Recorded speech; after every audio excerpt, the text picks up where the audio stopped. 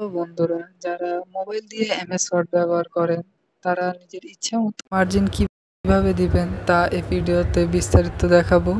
ভিডিওটি কেউ স্কিপ না করে পুরো ভিডিও দেখবেন।